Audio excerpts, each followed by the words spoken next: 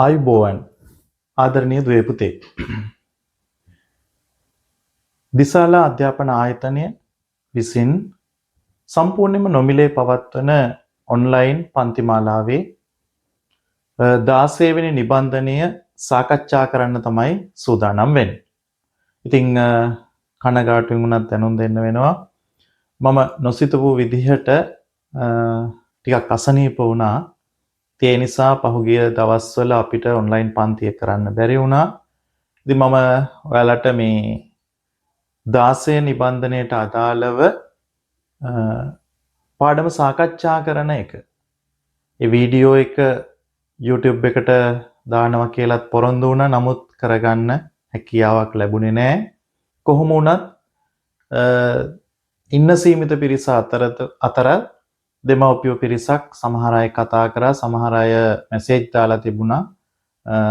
සුව දුක් විමසලා ඒ වගේම පන්තිය පවත්වන්නේ නැද්ද කියලා පොරොන්දු වුණ ආකාරයටම පන්තිය කරගෙන යනවා. ඉතින් නොසිතූ තත්ත්වයක් තමයි උදා වුනේ. ප්‍රතිකාර ලැබමින් ඉන්නවා. ඉතින් ඉදිරියේදී මම හිතනවා ඔයාලට අඛණ්ඩව වැඩසටහන කරගෙන යන්න හැකියාව ලැබෙයි කියලා. හරි. එහෙනම් අද දවසෙත් දුවල පුතාලට මේ වීඩියෝ එක අපි සජීවීව නෙවෙයි YouTube එකට දානවා. ඊට පස්සේ බලන්න පුළුවන්. හරි. එහෙනම් සූදානම් 16 නිබන්ධනය සාකච්ඡා කරන්න.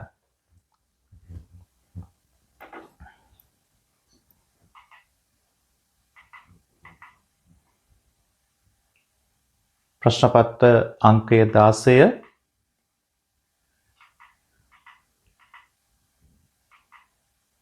ඔව්. මුලින්ම තියෙන්නේ ඡේදයක්. අපි මේ ඡේදය දෙවරක් කියලා ඊට පස්සේ ප්‍රශ්න වලට පිළිතුරු ලියන්න ගමු. අතුපතර විහිදී ගිය කදුරුගස් කිහිපයකින් ඇල කණ්ඩිය සෙවන වී ඇත. කොළ හැලී ගිය කදුරු අත්තක පිළිහුඩුවෙකු නොසෙල්වී සිටී. පිළිහුඩුවා ශූර දඩයක්කාරයෙකු මෙන් දියෙහි පීනා ගිය පෙතියෙකු කරා හඹා ආවේය. මාළුවා ගැන මට කනගාටුවක් ඇතිවිය.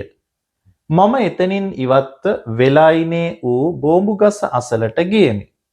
ගස උඩ සිටි දෙමළි රෑනක් එකවර ඉගිල ගියහ. අත්තක රැඳී තිබුණු වියලි කොළ කිහිපයක් සරසර හඬින් බිමට වැටිනි. මහ සුළඟක් හමා නිම වූවක් මෙන් වටපිටාව නිසල විය. ඔව්, වඩා හොඳින් අවබෝධ වෙන්න අපි තව වරක් කියවමු නේද? හරි. අතුපතර විහිදී ගිය කදුරුගස් කිහිපයකින් ඇල කණ්ඩිය සෙවන වී ඇත. කොළ හැලී ගිය කදුරු අත්තක පිළිහුඩුවෙකු නොසෙල්වී සිටී. පිළිහුඩුවා ශූර දඩයක්කාරයෙකු මෙන් දියෙහි පීනා ගිය පෙතියෙකු කරා හඹා ආවේය. මාළුවා ගැන මට කනගාටුවක් ඇතිවිය. මම එතනින් ඉවත්ව වෙලායිනේ වූ බෝඹුගස අසලට ගියෙමි. ගස උඩ සිටි දෙමළි රෑනක් එකවර ඉගිල ගියහ. අත්තක රැඳී තිබුණ වියලි කොළ කිහිපයක් සරසර හඬින් බිමට වැටිනි. මහ සුළඟක් හමා නිම වූවක් මෙන් වටපිටාව නිසල විය. හරි. දැන් පහත ප්‍රශ්නවලට අදාළ පිළිතුරු ඡේදය ඇසුරින් ලියන්න කියලා කියනවා. නේද? අපි බලමු ප්‍රශ්න එකින් එකට. පළවෙනි ප්‍රශ්නය පුතේ කියනවා වියලි කොළ බිමට වැටුනේ කුමක් නිසාද කියලා අහනවා. බලන්න මේ එකවර ගස උඩ සිටි දෙමළි රෑනක් එකවර ඉගිල ගියහ. අත්තක රැඳී තිබුණ වියලි කොළ සරසර ගාලා බිමට වැටුණලු නේද? වියලි කොළ බිමට වැටුනේ කුමක් නිසාද? ඔව්, දෙමළි රෑන ඉගිල ගිය නිසා. ඒ නිසා තමයි මේ වියලි කොළ බිමට වැටුනේ. දෙවෙනි ප්‍රශ්නය මාළුවා ගැන කනගාටුවක් ඇති වූයේ ඇයි? ඇයි මාළුවා ගැන කනගාටුවක් ඇති වුනේ? මේ බලන්නකෝ. දියෙහි පීනා ගිය පෙතියෙකු කරා හඹා ආවේය. අන්න ඒ නිසා තමයි නේද මාළුවා ගැන කනගාටුවක් ඇති වුනේ. මොකද වෙන්නේ? මාළුවා ගාවට වේගයෙන් පියාඹල ආවනම් මොකද වෙන්නේ කියලා දන්නවනේ නේ? ඔව්. ඒක තමයි හේතුව. පිළිහුඩුවා මාළුවා අල්ලා ගන්නා නිසා නැත්තම් අල්ලා ගන්න තැත් කරන නිසා තමයි කනගාටුවක් ඇති වුනේ. දක්ෂයන්නට සමානාර්ථ පදය තෝරා ලියන්න. දක්ෂ කියන එකට ඡේදයේ තියෙන මොකක්ද වචනය? ශූර. ශූර. හැබැයි හරියට ලියන්න ඕන තාලුජෂනේ. right. හතරවෙනි ප්‍රශ්නය. සසල යන්නෙහි විරුද්ධාර්ථ පදය තෝරා ලියන්න. තියෙනව නේද? ඔව් බලන්න අවසාන වාක්‍යෙ මහසුළඟක් හමා නිම වූවක් මෙන් වටපිටාව නිසල විය. එහෙනම් සසල යන්නෙහි විරුද්ධාර්ථ පදය නිසල. ප්‍රථම පුරුෂ බහුවචන අතීත කාල ක්‍රියාපදය තෝරා ලියන්න ඕන. ප්‍රථම පුරුෂ බහුවචන අතීත කාල ක්‍රියාපදය. බලන්න අතීත කාල ක්‍රියාපද තියෙන ඒවා. පිළිහුඩුවා ඔව් මෙතින් හඹා ආවේ අතීත කාලේ. හැබැයි බහුවචන නැක ඒක වචනයි නේ. ඔව්. එහෙනම් බහුවචන එක මොකද්ද තියෙන්නේ ක්‍රියාපදේ කියලා බලමු. මෙතන තියෙනවා ගියමි. ඒකත් අතීත කාලයි. හැබැයි ඒක උත්තම පුරුෂයි. ඒක වචනයි. ඊළඟට ඉගිල ගියහ. ගියහ ගිහිල්ලා ඉවරයි. අතීත කාලය. එනම් ප්‍රථම පුරුෂ බහුවචන අතීත කාල ක්‍රියාපදය මොකක්ද? ගියහ කියන වචනේ. ක්‍රියාපදයනේ. දැන් අවසාන ක්‍රියාව. හයවෙනි ප්‍රශ්නේ දික්පාපිල්ල සහිත වචනයක් තෝරා ලියන්න. දික්පාපිල්ල තියෙන වචන කිහිපයක් තියෙනවා. මොනවද මේ? ශූර. ආපහු තියෙන ඌ කියලා වචනේ. තනි අකුරක් වුණාට ඒක වචනයක්. ඊළඟට නිම ඌවක් මේ. දික්පාපිල්ල තමයි ඒ අවස්ථා තුනේදීම වචනවල යෙදিলা තියෙන්නේ. එහෙනම් මේ වචන තුනෙන් පුතා ලියලා තියෙන්න ඕන නිවැරදිව එක වචනයක්. හරිද? right. අපි බලමු ඊළඟ එක. 7 වෙනි ප්‍රශ්නය. කෙටි ඉස්පිල්ල යෙදුණු සංඥක අක්ෂරයක් සහිත වචනයක් තෝරා ලියන්න. කෙටි ඉස්පිල්ල තියෙන්න ඕන ඒ වගේම සංඥක අක්ෂරයක් වෙන්නත් ඕන. මොකද්ද වචනය? හඬින් කියන වචනේ. මේ තියෙන්නේ කෙටි ඉස්පිල්ල. තියෙනව නේද ඡේදේ? ඔව් හොඳට බලන්න. සරසර හඬින් මේ ඡේදෙ මේ කෙලවරේ තියෙන සංඥකඩ කෙටි ස්පිල්ල තියෙනවා පැහැදිලි. මෙහි ඇතුළත් උපමාවක් ලියන්න කිව්වහම මේකේ තියෙන උපමා දෙකක් නේ. දෙකෙන් එකක් ලියන්න ඕන. මොනවද තියෙන උපමා? ශූර දඩයක්කාරයෙකු මෙන්. මෙන් කියන සමාන පදෙත් එක්ක හොයාගන්න පුළුවන් මේ. ශූර දඩයක්කාරයෙකු මෙන්. කාර්යෙකු නෙවෙයි යකු. තියෙන විදිහට ලියන්න ඕන පුතේ. කොම්බුවක් එහෙම දාලා තිබුණා නම් වැරදි ආ. තියෙන විදිහ නෙවෙයි නැත්තන්නේ. ඊළඟට කියන මහ සුළඟක් හමා නිම වූවක් මෙන්. තියෙනව නේද? මහ සුළඟක් හමා නිම වූවක් මෙන්. වටපිටාව නිසලව. මෙන්න මේ දෙකෙන් එකක් තමයි පුතේ ලියලා තියෙන්න ඕන උපමාවට. එනම් ප්‍රශ්න 8ක් තිබුණා මං හිතනවා දොළ පුතාලා නිවැරදිව පිළිතුරු සපයලා ඇති කියලා.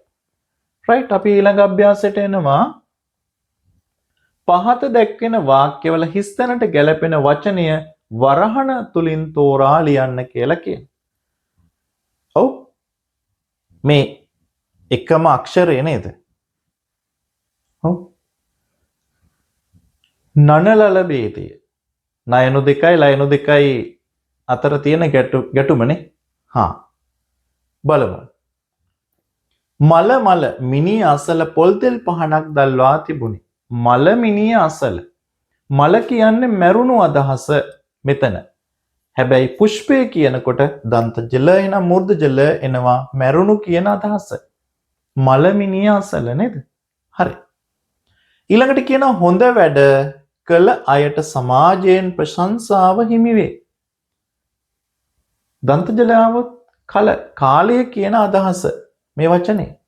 එහෙනම් කළ කරන ලද කියන අදහස ලමූර්ධජ.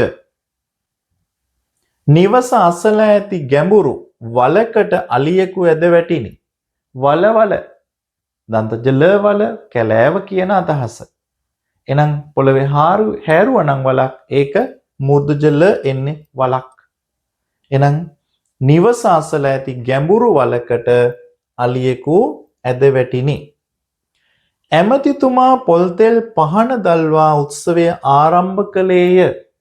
පහන දන්තජන පහන ප්‍රදීපය දල්වන පහන. නමූර්ධජ පහන පාෂාණය කියන අදහස.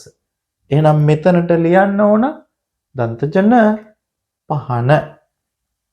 වැඩිහිටියන්ට වැඳිය යුත්තේ ධන බිම තබමින්ය. ධන දන්තජ මූර්ධජ. මොකද කියන්නේ? දන්තජන ආවොත් ජනතාව කියන අදහස. කොහොමද? ධනමන පිනවන ප්‍රසංගය. ධනමන ජනතාවගේ මනස සතුටු කරවන ප්‍රසංගය. හරි.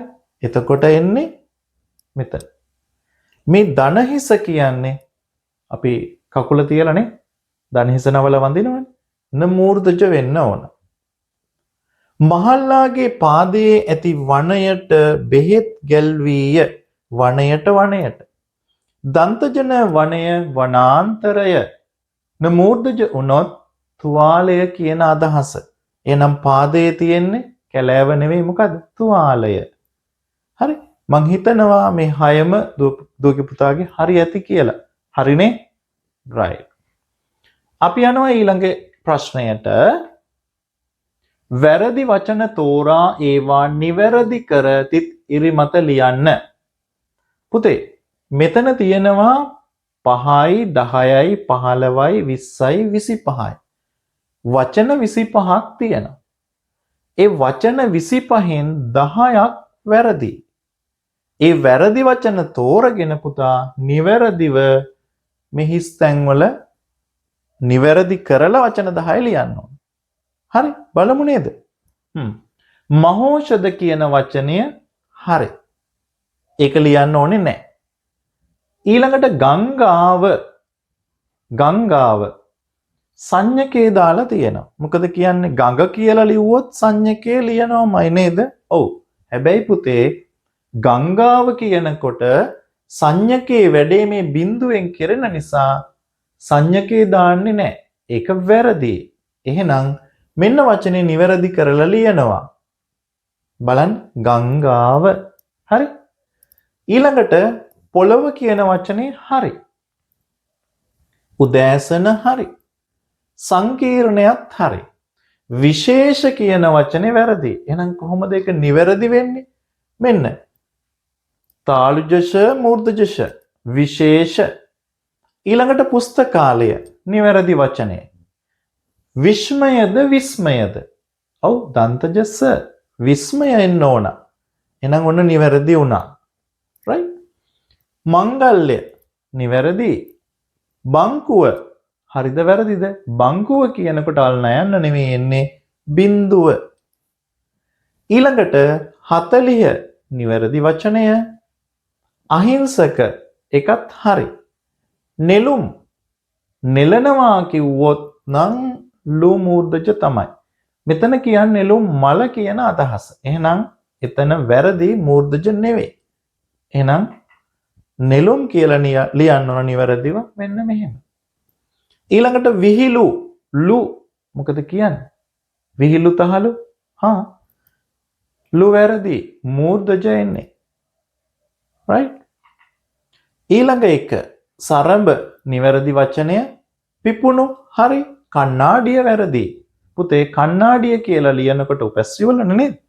කණ්ණාඩිය කියනකොට නයනු දෙකම එකම වර්ගයෙන් වෙන්න ඕන. එක්ක මේ විදිහට දන්තජ ලියන්න පුළුවන්. එහෙමත් නැත්නම් මේ නයනු දෙකම පුතේ මූර්ධජ ලියන්නත් පුළුවන්. ඒ දෙවිදිහම හරි. තේරුණේ? right. ඊළඟට ඇඳ පැළඳ මොකද කියන්නේ? ඒක හරි. මෙතන සංඥකද එන්න ඕන. මෙතන ල මූර්ධජාව නම් වැරදි. සංඥකද ඇඳ පැළඳ හරි. සජීවී හරි එකත්. නිර්මාණශීලී මොකද කියන්නේ? ඒකත් හරි. පිඟාන මෙතන සංඥකයක් දාලා නැහැනේ. පිඟාන වෙනවා. ඒක වැරදි. එහෙනම් සංඥකේ එන්න ඕන. පිඟාන. තව තියෙන වචන දෙකක් නේද? වලාකුළු. මේ හරි. පළවෙනිලා යන දන්තජ ඊළඟ එක තමයි මූර්තජ වෙන්නේ. විද්‍යාලය හරි. එහෙනම් මේ වචන දෙක වැරදි නේද? තරගය නෙවෙයි පුතේ තරගය. සංඥකේ එන්නේ නැහැ. ඔන්න එතන නිවැරදි වෙන්න ඕන. ඊළඟට අවසානයට අත්දැකීම් නෙවෙයි අත්දැකීම් දයනු දෙකක් එන්නේ. මේ බලන්න නිවැරදි වචනේ අත්දැකීම්. මෙන්න මේ විදිහට එහෙනම් දැන් පුතා මේ වචන 10 නිවැරදි කරනවා විතරක් නෙවෙයි මෙතෙන්දී පුතා ඉගෙන ගත්තා කීයක්ද? වචන 25ක් දැන් නිවැරදිව ලියන හැටි. හරි මේකේ දීලා තියෙන 25න් 15ක්ම හරි. 10ක් වැරදිලා තිබුණා. එතකොට ඒ 10 නිවැරදි වුණාම එහෙනම් මෙතන 15යි මේ 10යි 25ක්. පේනව නේද? ඒ අභ්‍යාසය තුල පුතා නිවැරදිව නැත්නම් අක්ෂර වින්‍යාසයේ නිවැරදි වචන 25ක් හඳුනාගත්තා. හරිනේ? රයිට් අපි ඊළඟ එකට යමු.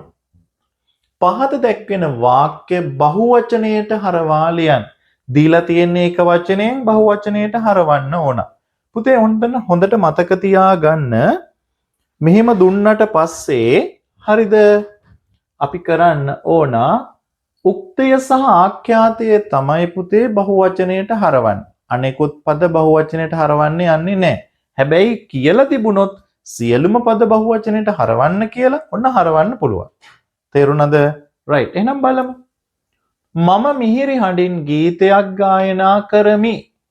එහෙනම් බහුවචන වෙනකොට මම කියන එක අපි වෙනවා. කරමි කරමු වෙනවා. හරිද බලන්න? අපි මිහිරි හඬින් ගීතයක් ගායනා කරමු. දෙවෙනි වාක්‍යය මම සයුරු වෙරළේ අලංකාර වැලි මාලිගාවක් සාදමි. එහෙනම් නිවැරදි වාක්‍ය අපි සයුරු වෙරළේ වැලි මාලිගාවක් සාදමු. තුන්වෙනි එක මම සැඳෑ අහසේ චමත්කාරය සිත්සේ නරඹමි. අපි සැඳෑ අහසේ චමත්කාරය සිත්සේ නරඹමු. 4 මම ජලජ ජීවීන් පිළිබඳ පරීක්ෂණයක නිරත වෙමි. අපි ජලජ ජීවීන් පිළිබඳ පරීක්ෂණයක නිරත වෙමු. අවසාන වාක්‍යය මම විනෝදාංශයක් ලෙස මුද්දර රැස් කරමි. අපි විනෝදාංශයක් ලෙස මුද්දර රැස් කරමු. ඔන්න නිවැරදි වාක්‍ය 5 හරිනේ. රයිට්. ඊළඟ එකට එනවා පහත දැක්වෙන වාක්‍ය ඒක වචනයට හරවන්න ඉස්සෙල්ලා බහුවචනයට හැරෙව්වා. දැන් ඒක වචනයට. ඔන්න මතක තියාගන්න උක්තිය සහ ආඛ්‍යාතය පමණයි හරවන්නේ කියලා නෑ අපිට සියලුම පද කියලා නේද? right. ගොවියෝ එනම් හිමිදිරි උදෑසන කුඹුර කරා පිය නගති එක වචන ගොවියා හිමිදිරි උදෑසන කුඹුර කරා පිය නගයි. ශල්‍ය වෛද්‍යවරු ශල්‍ය කර්මයක් සඳහා සූදානම් වෙති. ශල්‍ය වෛද්‍යවරයා ශල්‍ය කර්මයක් සඳහා සූදානම් වෙයි. ඊළඟට වෙලෙන්දෝ උස්හඬින් කෑගසමින් බඩු විකුණති. වෙලෙන්දා උස්හඬින් කෑගසමින් බඩු විකුණයි. 4 මොනරු අලංකාර පිල්කලඹ විහිදා පරිසරය සුන්දර කරති. මොනරා අලංකාර පිල්කලඹ විහිදා පරිසරය සුන්දර කරයි. අවසාන වාක්‍ය කෝකිලයෝ කූජනය කරමින් අපගේ දෙසවන් පිනවති. කුරුල්ලන්ගේ නාදයනේ කෝකිලයා කොහානේ right ඒක වචනය කොවුලා කූචනය කරමින් අපගේ දෙසවන් පිනවයි. හරි හොඳයි ඊළඟ එකට යමු. ඊළඟ අභ්‍යාසය පහත දැක්වෙන වර්තමාන කාල වාක්‍ය අතීත කාලයට හරවා ලියන්න. ඒක වචන බහුවචන හරි. දැන් වර්තමාන අතීත. හොඳයි. මම වේදිකාවක සිට අගනා නර්තනයක් ඉදිරිපත් කරමි. අතීත කාලයට හරවනවා. මම වේදිකාවක සිට අගනා නර්තනයක් ඉදිරිපත් කළෙමි. ලමූර්ධජ කළෙමි. කරලා ඉවරයි. දෙවෙනි වාක්‍ය මම ඔරුව පැද මාදු ගඟ තරණය කළෙමි. තුන්වෙනි එක මම ඇතෙකු පිට නැග උජාරුවෙන් ගම වටා ගිලිවරයි ගියෙමි. 4. මම නිසි අධ්‍යාපනයක් ලබා යහපත් පුරවැසියෙකු ඌයෙමි. වෙලා ඉවරයි. 5 වෙනි එක මම කිරි හොදි සමග රතු බත්වල රස බලලා ඉවරයි බැලුවෙමි. හරිනේ? හරි ලේසි රටාවක් තියෙන එක වගේනේ. තේරුම් අරගෙන ලස්සන වාක්‍ය නිර්මාණය කරන්න පුතා උත්සාහ කරන්න. මේ වාක්‍ය 5ක් මම දුන්නේ. මේ වගේ තවත් වාක්‍ය 5ක් 10ක් නිදහසේ ගොඩනගන්න. එතකොට ඔයාලට හොඳට මේ වාක්‍ය රටාව පිළිබඳ අවබෝධයක් ලබා ගන්න පුළුවන්. අපි යමු ඊළඟ අභ්‍යාසයට. පහත දැක්වෙන අතීත කාල වාක්‍ය වර්තමාන කාලයට හරවා ලියන්න. දීලා තියෙන්නේ අතීත කාල වාක්‍ය. ඒක වර්තමානයට හරවන්න ඕන. කරණමෑමියා හිසකෙස් රැවුල කපන්නානේ. දැලි රවුලු කපමින් ජීවිකාව ගෙන ගියේ අතීතේ නම් ගෙන යයි. පඬිවරයා තොටියාට ඔවදන් දෙමින් ඔරුවේ ගමන් කළේය. කරලා ඉවරයිනේ අතීත කාලේ දැන් වර්තමානයට. පඬිවරයා තොටියාට ඔවදන් දෙමින් ඔරුවේ ගමන් කරයි. මාධ්‍යවේදියා චතුර ලෙස මාධ්‍ය සාකච්ඡාව ගෙන ගියේය. දැන් තියෙනවා ගෙන යයි. සමනලයා මලින් මලට ගොස් රොන්නුරා බීවේය. බිල ඉවරයි වර්තමානට එනම් බොයි. අවසාන එක රතාචාර්යා ඊතා වේගයෙන් රථය පදවාගෙන ගියේය. දීලා තියෙන්නේ අපි එනම් වර්තමානයට යයි. පදවාගෙන යයි. හරි එහෙනම් ලෙසියේ අභ්‍යාසෙත් අපිට තියෙනවා එහෙනම් ඊළඟට මාතෘකාවක් දීලා ඒ මාතෘකාවට අනුව නිවැරදිව වාක්‍ය 3ක් ගොඩනගන්න කියලා. පුතාට අපි පුතාලත් එක්ක සාකච්ඡා කළා පහුගිය වීඩියෝ එකක ඇති YouTube එකේ බලන්න. මාතෘකාවක් දුන්නාම ශිෂ්‍යත්ව විභාගයේදී ඒකට අදාළව කොහොමද නිවැරදිව වාක්‍ය ගොඩනගන්නේ කියලා. ඒක නිර්ණායකත් එක්ක සාකච්ඡා කරලා ඇති. කොහොමද මොනවද උපදෙස් දීලා තියෙන්නේ? වාක්‍ය නිවැරදිව ගොඩනගන්න. ඒ සියල්ලක්ම දීලා තියෙනවා. අද ඔයාට මේ තියෙන්නේ දෙන ලද මාතෘකාවකට අනුව නිවැරදි වාක්‍ය 3ක් ලියන හැටි ලියන්න කියලා තමයි දීලා තියෙන්නේ. අපි බලමු ආදර්ශ වාක්‍ය 3ක් දැන් දෙනවා. කොහොමද ඔබ ලියපු වාක්‍යත් එක්ක නිවැරදි වෙලාද කියලා. පුතේ ඉස්සෙල්ලාම අපි මේ දීලා තියෙන මාතෘකාව හොඳින් කියවලා අවබෝධ කරගන්න ඕන. හරි? කඳු මුදුනකදී මා දුටු පරිසරයේ සුන්දරත්වය. හරි? බොහෝ වෙලාවට පුතා ලියලා ඇති කන්දක් උඩට ගියාට පස්සේ වටපිටාවේ දැක්ක දේවල්. ඒක නෙවෙයි මේ කියන්නේ. ඒක විතරක් නෙවෙයි තව දේවල් තියෙනවා. හරි. කන්දක් උඩකට යන්න ඕන. එහෙනම් ගහක් උඩකට නැග්ගත් මේක පේනවා. හැබැයි කන්දක් උඩකට නැග්ගට පස්සේ අවට පේන්නේ හරිම වෙනස් විදිහට. පහළ බැලුවාම උඩ ඉඳගෙන පේන්නේ අනිත් දේවල් කුඩාවට. ඒක අවබෝධ කරගන්න ඕන. ඒ වගේම තමයි සාමාන්‍ය පොළොවක ඉඳලා බලන ප්‍රමාණයට වඩා වැඩි ප්‍රමාණයක් ඈත අපිට පේනවා කඳු මුදුනකට නැත්නම් කන්දක් උඩට ගියාට පස්සේ. හරි? ඉතින් ඒ ගැන අවබෝධයක් තියෙන්න ඕන මේ වාක්‍ය 3 ලියනකොට. තව මොනවද තියෙන්නේ? මා දුටු මේක මම දැක්ක එකක්. දුටු කියන්නේ දැකලා ඉවරයි. එහෙනම් දකින්න එකක් නෙවෙයි දැකලා ඉවර නම් ලියන්න ඕන අතීත කාලේ. right? පරිසරයේ සුන්දරත්වය. පරිසරය දැක්කට හරියන්නේ නැහැ. පරිසරයේ තියෙන ගස්වැල් දැක්කා, යාන වාහන කූඹියෝ වගේ දැක්ක, ගංගාවල් මේ සත්තු වගේ ගමන් කරනවා වගේ දැක්කා, අහසේ මොන හරි දැක්කා. එහෙම බෑ. එහෙනම් ඒක දැක්කත් එක්කම ඒකේ ලස්සනක් කියන්න ඕන. දකින්නවා වගේ මේකේ සුන්දරත්වයක් ඕන. එහෙනම් මාතෘකාව ටිකක් සංකීර්ණයි. මොනවද? කන්දක් උඩට යන්න ඕන මම මාත් එක්ක අනිත් අය ඉන්න පුළුවන්. අපි උනාට ප්‍රශ්නයක් නැහැ.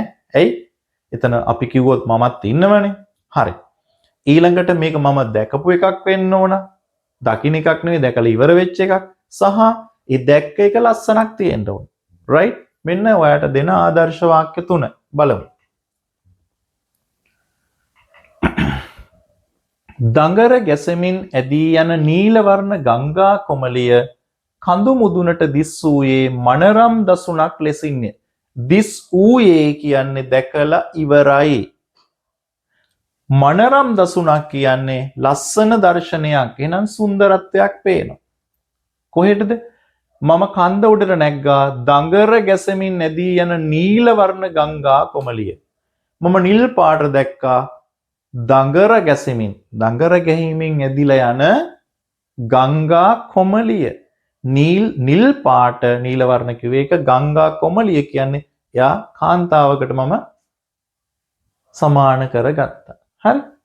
කඳු මුදුනට දිස්සුනේ කන්දට දැක්කේ කන්දයට නැග්ගට පස්සේ ඒක මම දැක්කේ කොහොමද ඌයේ මනරම් හරිම ලස්සන දර්ශනයක් විදිහට. ඔන්න එක වාක්‍යයක්. ඊළඟට මම කියනවා ඈතින් දිවෙන වාහන පෙළ. මම දැක්ක ඈතින් වාහන යනවා. හරි? කාල වර්ණ රේඛා මත ගමන් කරන කුහුඹු වංශේ මගේ නෙත පින වූයේය. මොනවද මේ? කාල වර්ණ රේඛා කිව්වේ කළු පාට ඉරි. ඒ මොනවද? පාර. ඒ කළු පාට ඉරි උඩ යන මොනවද? කූඹිය වගේ තමයි මම දැක්කේ මොනවද? ඈතින් යන වාහන. කූඹිය වගේ කළු පාට ඉරක් උඩ යන. එහෙම තමයි මම දැක්කේ. ඒක මම දැක්කා විතරක් නෙවෙයි ඒක මම දැක්කා මට මගේ ඇස් වලට සතුටක් ඇති වුණා මේ මගේ නෙත පින වුණා නේ සතුට වුණා ඊළඟට මම කියනවා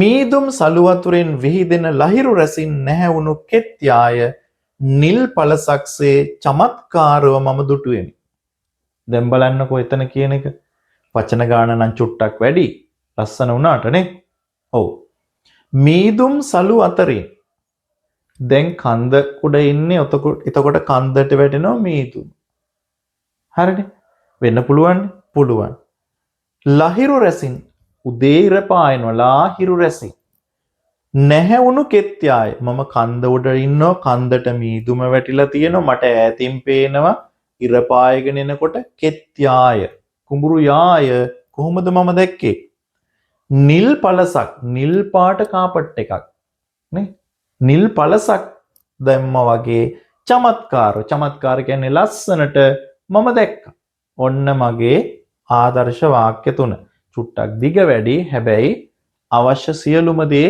ඒ වාක්‍ය තුන තුල තියෙනවා හරිනේ හොඳයි පුතේ එහෙනම් මෙන්න මේ ආකාරයට මේක වචන ටිකක් අඩු කරගෙන උනත් ඔයාලට ලියන්න පුළුවන් වාක්‍ය සාමාන්‍යයෙන් වචන 6ට වඩා වැඩි වෙන්න ඕන 10ක් 12ක් වගේ සීමාවකදී ඔයාලට ලියන්න පුළුවන් නම් වඩාත් හොඳයි.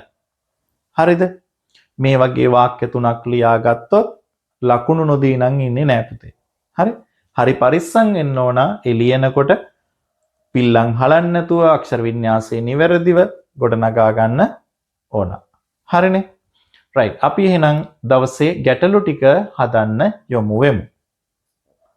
පළවෙනි ගැටලුව හසලගේ පියාගේ බර හසලගේ බරමෙන් දෙගුණයකි. පියාගේ බර කිලෝග්‍රෑම් 64යි ග්‍රෑම් 500ක් වේ. නම් දෙදෙනාගේම බර කොපමණද? හරි ලේසි නේද? එක්කෙනෙක්ගේ බර දුන්නා නම් අනිත් එක්කෙනාගේක හොයාගන්න පුළුවන් අපිට දීලා තියෙන විස්තර අනුව. මෙන්න හසල සහ පියා ඉන්නවා. තාත්තගේ බර දීලා තියෙනවා අපිට කියනවා ඊට ඉස්සෙල්ලා මොකද්ද? හසලගේ බරමෙන් දෙගුණයක්ලු. හසලගේ බර 1 නම් පියාගේ බර 2යි. දෙගුණයක් කියලානේ කියන්නේ. තාත්තගේ බර දීලා තිනවා කිලෝග්‍රෑම් 64යි ග්‍රෑම් 500ක් කියලා. දැන් මොකද කරන්න ඕන අපි? මේකෙන් අඩක් තමයි හසලගේ බර. එහෙනම් මොකද කරන්නේ? 64යි 500 දෙකෙන් බෙදන්න ඕන. නේද? දෙකෙන් බෙදුවාම එන්නේ කිලෝග්‍රෑම් 32යි ග්‍රෑම් 250යි. ඇත්තද කියලා ඔන්න බලමු. හරි? මම ගත්තා මේක ග්‍රෑම් කිලෝග්‍රෑම් පොඩ්ඩක් අයින් කරලා ගත්තා 64500. හරි? මේක බෙදුවාම එන්නේ මේ 64 දෙකට බෙදුවාම 32යි 500 දෙකට බෙදුවාම 250යි. මේ බෙදලා බලනවා හරිද කියලා. හරි?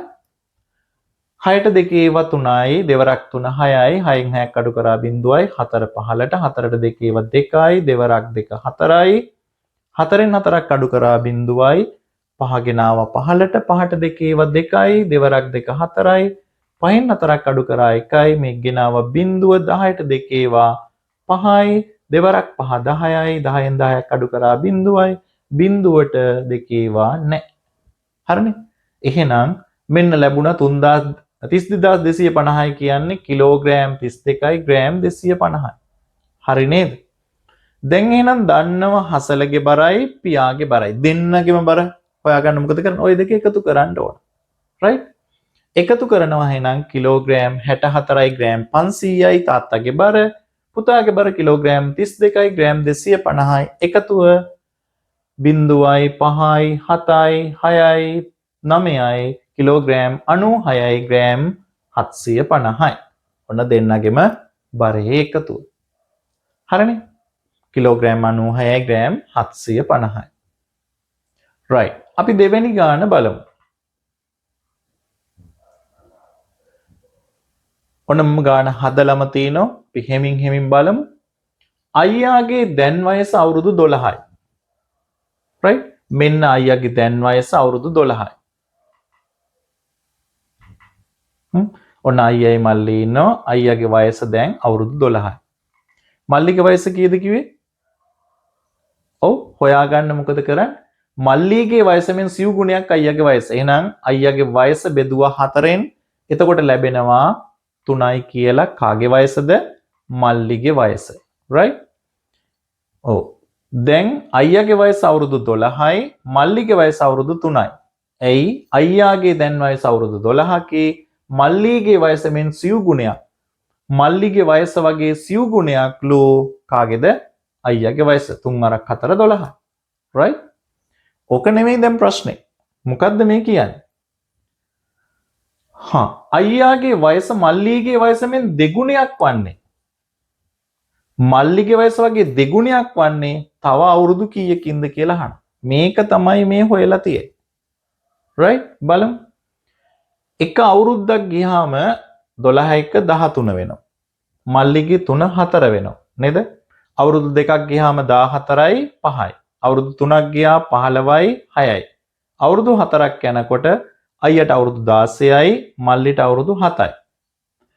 අවුරුදු 5ක් යනකොට අයියාගේ වයස 12යි 5යි 17යි. මල්ලිගේ වයස 3යි 5යි 8යි.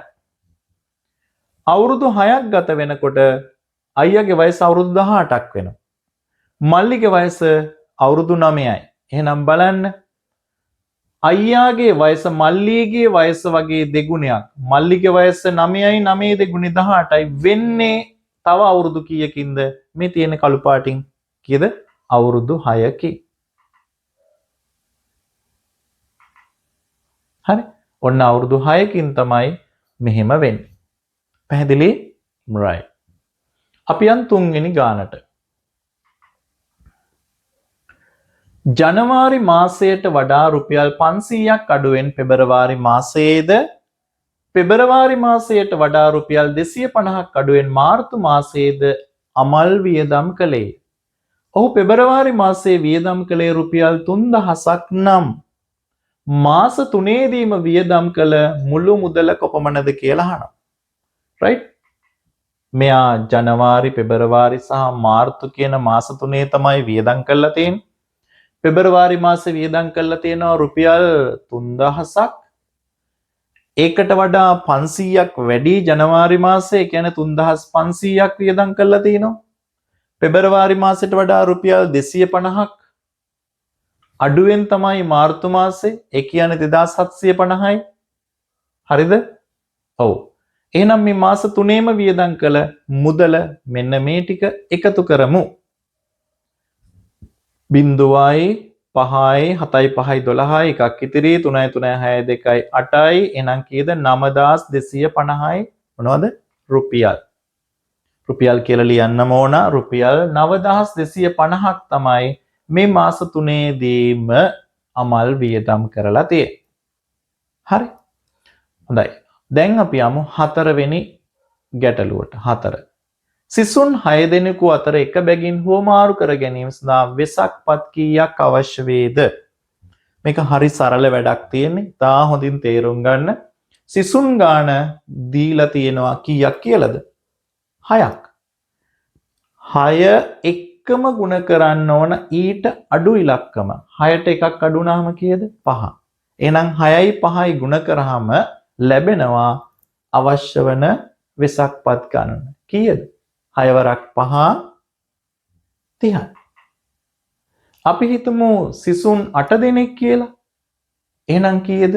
8 වැඩි කිරීම 7. 8 වරක් 7. සිසුන් අපි හිතමු 10යි කියලා. එහෙනම් 10ට එකක් අඩුයි 9. 10 වැඩි කිරීම 9. 90. අන්න එහෙම තමයි ඒ ගාන හදාගන්නේ. තේරුණාද? right. පස්වෙනි ගානට එනවා. කියනවා මෙහෙම වජිරට සෑම ඉරිදාකම නිවාඩු ලැබේ. රෝහණට නිවාඩු ලැබෙන්නේ සෑම දින දෙකකටම පසු දවසක් බැගින්. අද දෙසැම්බර් 29ලු. අද සඳුදා. රෝහණට අද නිවාඩු දවස් දිනයකි. මොවුන් දෙදෙනාටම එකවර නිවාඩු ලැබෙන දිනය සොයන්න කියලා කියනවා. අපි හොයාගෙන යමු. නේද? රෝහණට නිවාඩු ලැබෙනවා 29 නේද? මේ බලන්න. 29 30 31 1 2 3 4 මම උතන්ට වෙනකන් ගත්තා. 29 සඳුදා රෝහණට නිවාඩු දවසක්. මේ අද දෙසැම්බර් 29 වෙනිදා සඳුදා. ඔව් රෝහණට නිවාඩුයිලු මේ. හරිනේ. 29ට පස්සේ 30 31 ඒ දෙසැම්බර් 1 2 3 4 ඊළඟ අවුරුද්දේ නේද? ජනවාරි 1 2 3 4. හරි. දැන් බලමු රෝහණට නිවාඩු ලැබෙන්නේ කොහොමද? දවස් දෙකක් වැඩ කරාට පස්සේ එක දවසක් නිවාඩු. දවස් දෙකක් වැඩ කරනවා එක දවසක් නිවාඩු. හරිනේ? කියනවා වජිරට සෑම ඉරිදාම නිවාඩු ලැබෙනවා. සඳුදා අඟහරුවාදා බදාදා බ්‍රහස්පතින්දා සිකුරාදා සෙනසුරාදා එනම් වජිර අර 4 වෙනි ඉරිදා නිවාඩු ලැබෙනවා. එහෙනම් මේ දෙන්නටම එකවර නිවාඩු ලැබෙන්නේ ජනවාරි 4. හරිද? හරිනේ? right. 6 වෙනි ගැටලුව. පේලියක සිටි ළමුන් අතුරෙන් මුල සිට ගණන් කළ විට සඳුනි සිටින්නේ 25 වෙනියටලු. මෙහෙම ගණන් කරගෙන යනකොට 25 වෙනියට ඉන්නේ සඳුනි. සඳුනිට 6 දෙනෙකුට පසු සඳුනි ඉන්නවා 25. එහෙනම් 26 27 ඔහොම ගිහිල්ලා 6 දෙනෙකුට පස්සේ කියන්නේ 7 වෙනියට ඉන්නේ කවුද? පේලිය මැදින් ඉන්නවලු අචල. මේ අනුව පේලිය අනෙක් කෙළවරේ සිට ගණන් කළ විට සඳුනි සිටින්නේ කී වෙනියටද කියලා අහනවා. මේ පැත්තේ ඉඳලා එහෙ ඉඳලා ගණන් කරන් එනකොට මේ සඳුනි ඉන්නේ කීයටද කියලා අහනවා. හදමු අපි ගාන. නේද? මේක අපි පස්සේ එකතු කරගමුනේ. ඒක කලින්ම වැටිලා 39 කියලා උත්තරේ එන්නේ. හදාගෙන යන්කෝ. මෙන්න සඳුනි ඉන්නෝ 25 වෙනියට. හරි. 6 දෙනෙකුට පසු 1 2 හරි 3 4 5 6 මේ ඉන්නේ කවුද? අය බලන්න 26 දෙනෙකුට පසුනේ 1 2 3 4 5 6 6 දෙනෙකුට පස්සේ කවුද ඉන්නේ? අචල මේ right. කොහොමද අපි ඒක ගත්තේ? 6 දෙනෙකුට පස්සේ කියලා 7 දැම්මේ නෑ. මෙයා 25 නම් පළවෙනියා ඔන්න ඊළඟට පස්සේ ඉන්න මුලින්ම එක්කෙනා 26 27 දෙන්නයි 28 3 දෙනයි 29 4 දෙනයි 30 5 දෙනයි 31 6යි 6 දෙනෙකුට පසු ඒ කියන්නේ 7 වෙනියට තමයි ඉන්නේ කවුද? 32 වෙනියට අචල. දැන් මොකද කියන්නේ? අචල මැදින් ඉන්නව නම් එයාට මේ පැත්තෙන් 31ක් ඉන්නවා මේ පැත්තෙන් 31ක් ඉන්නවා. හරිනේ? right. දැන් මේ පැත්තෙන් 31ක් ඉන්නවා. මෙතෙන්ට වෙනකන් ඉන්නවා. එතකොට මෙන්න මෙතෙන්ට වෙනකන් ඕන සඳුනිව ගණන් කරගෙන එන්න. දැන් මෙයා 31 මෙයා 32 හරිනේ. එහෙනම් මෙයා මැදනේ. මෙතන 33 මෙතන 34 35 36 37 38 39 හරිනේ? එහෙනම් අපිට කෙටි ක්‍රමයේ මොකද්ද කරගන්න පුළුවන්? මේ තියෙන්නේ. මෙයා 32 මැදින් ඉන්නේ. එහෙනම් මෙයාට 6 දෙනෙකුට පසු කියන්නේ 7 වෙනියට ඉන්නේ.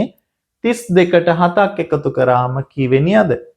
39 වෙනියා. පැහැදිලි? එහෙනම් පිළිතුර සඳුනේ ඉන්නේ අනිත් පැත්තේ ඉඳලා යනකොට කී වෙනියටද? 39 වෙනියට. මෙන්න කෙටි ක්‍රමයෙන් ගත්තේ කොහොමද? මැදින් ඉන්නේ 32 වෙනියට හොයාගත්තා. එතකොට 25 ඉඳලා 7ක් තිබුණානේ. නේද? 32ට. එතකොට 32යි 7යි එකතු කරා 39යි. පැහැදිලි? right. ඊළඟට 7 වෙනි ගැටළු ප්‍රශ්නේ 7. අනස උත්තරේ හදලම තියෙනවා බලමු. විවිධ වර්ගවල පැල 95ක් ගෙන ඒවා තනි පෙළට තබා ඇත්තේ එකම වර්ගයේ පැල එක ළඟ සිටිනසේය. හරි. එක් කෙළවරක සිට ගණන් කළ විට 13 වන පැලේ සිට 21 වන පැලයතෙක් ඇත්තේ අඹ පැලයි. හරි. එකම වර්ගයේව තියෙන එක ළඟලු. 21 ඉඳලා 13 ඉඳලා 13 14 15 16 17 18 19 20 21 වෙනකන් තියෙන ඔක්කොම අඹ පැල. හරිනේ? right. දැන් අනිත් පැත්තේ ඉඳලා ගණන් කරගෙන එනවා. අවසාන පැලේ සිට ගණන් කළ විට පළමුවෙන්ම හා අවසානයේට හමුවන අඹ පැල දෙකට අදාළ අංක මොනවද කියලා. ඔක්කොම පැල 95යිනේ. මේ එක පැත්තක ඉඳලා ගණන් කරගෙන යනකොට තමයි 13යි 21යි අඹ පැල වෙන්නේ. දැන් 95 වෙනි පැත්තේ ඉඳලා එහෙ ඉඳලා ගණන් කරගෙන එනකොට කීයද කියලා තමයි අහන්නේ. මොකද්ද කරන්නේ? මේ තියෙන කරන දේ 95න් මේ අවසානයේට තියෙන 21නේ අඩු කරන්න 21ක් 74යි. අඹ පැලේ ගණන් වෙන නිසා දෙවෙනි වතාවටත් මොකද වෙන්නේ? එකක් එකතු කරන. එහෙනම් මුලින්ම හම්බ වෙන එක 75. මෙතන මේ පැත්තෙන් මුලට මේක 13නේ තිබුණේ. ඔන්න 95න් 13ක් අඩු කරා. 5න් 3ක් 2යි 8න් එකක් මේ 9න් එකක් 8යි 82යි. අර වගේම එකක් එකතු කරනවා. එතකොට 83. එහෙනම් 95 කියලා 1 2 3 ඔහොම ගණන් කරන් ගිහිල්ලා ඒ පැත්තේ ඉඳලා ගණන් කරගෙන එනකොට මුලින්ම හම්බ වෙන මේ කියන්නේ මේ 21 මේ පැත්තේ ඉඳලා යනකොට 21 හම්බ වෙච්ච පැලේ අර පැත්තෙන් එනකොට හම්බ වෙන්නේ කී වෙනියටද 75ට. මුල ඉඳලා ගණන් කරගෙන යනකොට 13 වෙච්ච පැලය දැන් උන අග ඉඳලා ගණන් කරගෙන එනකොට ඒකට ලැබෙන අංකය 83. පැහැදිලි? right. අපි යමු 8 වෙනි එකට. ප්‍රශ්නාංක 8. සාමාන්‍ය වර්ෂයක 200 වන දිනේ යෙදෙන මාසය හා දිනය සොයන්න කියලා කියනවා. සාමාන්‍ය වර්ෂයක 200 වන දිනය. සාමාන්‍ය වර්ෂයක දින 365යි. අධික වර්ෂයක් වුණොත් පෙබරවාරි මාසයට 29 දිනය විදිහට එකතු වෙනවා. එතකොට 366ක් වෙනවා. අපිට ඒක අදාළ නැහැ. සාමාන්‍ය වර්ෂයක දින 365යි. ඒකේ 200 වන දිනයයි හොයන්න ඕන. මෙන්න හොයන්න ගමු. හරි. 200. 200ෙන් මොකද කරන්නේ? ජනවාරි මාසේ දින 31ක් තියෙනවා. ඒක අඩු කරමු. අඩු කරාම අපිට ලැබෙනවා 169ක්. හරිද බලන්න? 10න් එකක් 9යි, 9න් 3ක් 6යි, ගෙනිච්ච නිසා 1යි තියෙන 169. සාමාන්‍ය වර්ෂයක් නිසා පෙබරවාරි මාසේ තියෙන දින 28යි. අඩු කරමු. 9න් 8ක් 1යි, ඊළඟට 6න් 2ක් 4යි. 141යි. ඊළඟට මාර්තු මාසේ දින 31 අඩු කරමු. 1න් එකක් 0යි, 4න් 3ක් 1යි, 110යි. අප්‍රේල් 30 අඩු කරනවා ඊළඟට. කීයද අඩු කරාම 0යි, 11න් 3ක් 8යි. මැයි මාසේ 31 අඩු කරමු. 10න් එකක් 9යි, 7න් 3ක් 4යි, 49යි. එහෙනම් ජුනි 30ත් අඩු කරන්න. 9න් 0ක් 9යි, 4න් 3ක් 1යි. ඉතුරු උනේ 19 නේද? ඒ 19 අයිති වෙන්නේ ජුනි මාසයෙන් පස්සේ මොන මාසෙටද? ජූලි මාසේ. එහෙනම් 200 වන දිනේ යෙදෙන්නේ ජූලි 19. හරිනේ? ජූලි 19. පැහැදිලිද පුතේ? හරි. 9 වෙනි ප්‍රශ්නය. ඍජු කෝණාශ්‍රාකාර ඉඩමක පැත්තක දිග පළල මෙන් දෙගුණයක්ලු. මේ බලන්න. පළල වගේ දෙගුණයක් තමයි දිග. හරි. මෙම ඉඩම වටා සමාන පරතර ඇතුව කණු 30ක් සිටුවා ඇත. මෙහි දිග පැත්තක සිට බැලුව විට කණු කීයක් දැකගත හැකිද කියලා අහනවා. පළල වගේ දෙගුණයක් දිගයි. නේද? මේ පැත්තට 2යි එහෙනම්. මේ පැත්තත් 1යි. right? දැන් මම මොකද කරන්නේ? කණු 30ක් නේ දීලා තියෙන්නේ. එහෙනම් 2 3 5 6. 30 බෙදනවා 6. බලමු 6 වරක් කීයද? 5යි. එහෙනම් පුතේ මේ කියන්නේ මේ ඍජු කෝණාශ්‍රාකාර ඉඩමේ පළල පැත්තක තියෙනවා කණු කීයක්ද? 5ක්. මේ පැත්තටත් 5යි.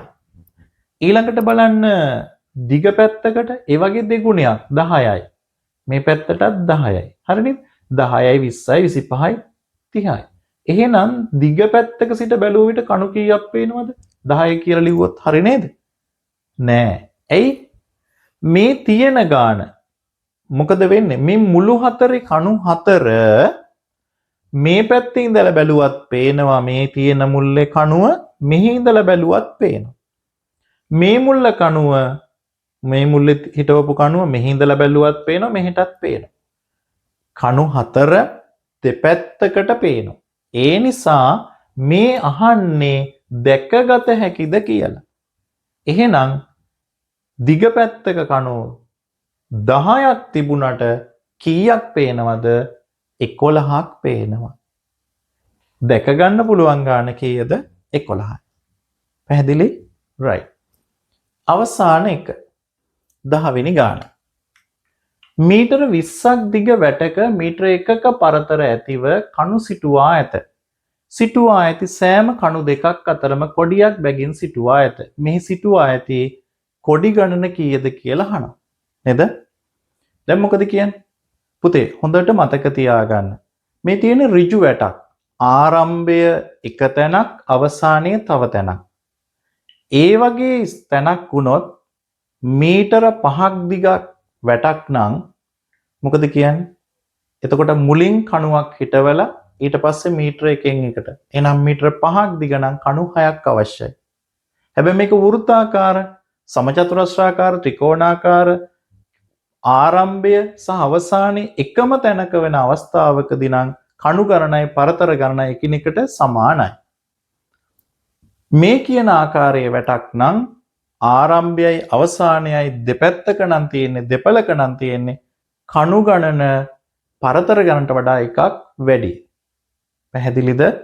එහෙනම් මෙතන කියනවා මීටර 20ක් දිග වැටකට මීටර 1ක පරතර ඇතිව කණු සිටවලා තියෙනවලු. එහෙනම් කණු කීයක් අවශ්‍යද? කණු 21ක් අවශ්‍යයි. ඇයි? මුල ඉඳලා මුල එකක් හිටෙව්වහම ඊළඟට මීටර 1යි 2යි 3යි ඕන මීටර 10ක් යනකොට නැත්නම් 20ක් යනකොට 10ක් නෙවෙයි මීටර 20ක් යනකොට කණු 21ක් අවශ්‍යයි. එහෙනම් මේකේ තියෙන්නේ පරතර කීයද? 20යි. එහෙනම් පරතර 20ක් තියෙන එකක සිටුවා ඇති සෑම කණු දෙකක් අතරම ඒ කියන්නේ පරතර අතර කොඩියක් බැගින් සිටුවලා තියෙනවා. එහෙනම් මොකද කියන්නේ? පරතර 20යි කොඩිය ගානේ තියෙනවා 20 ඒවා එකක් 20යි. එහෙනම් මේ සිටුවා ඇති කොඩි ගණන කීයද? 20යි. පැහැදිලිද? හරි. ඔව්. එහෙනම් දුවේ පුතේ අද දවසේ ඔන්න අපි දුන්න ඔයාලට ලබා දුන්න සිංහල විෂයට අදාළ ඒ විෂය කරුණු ටික අභ්‍යාස වලට පිළිතුරු සාකච්ඡා කළා. ඒ වගේම අද දවසෙත් ගැටලු 10ට අදාළව පිළිතුරු සාකච්ඡා කළා. එහෙනම් අපි ඊළඟ දවසේ නැවත මුණ ගැහෙමු. අද දවසට පන්ති අවසන් කරන්නම්. ආයුබෝවන් දුවේ පුතේ.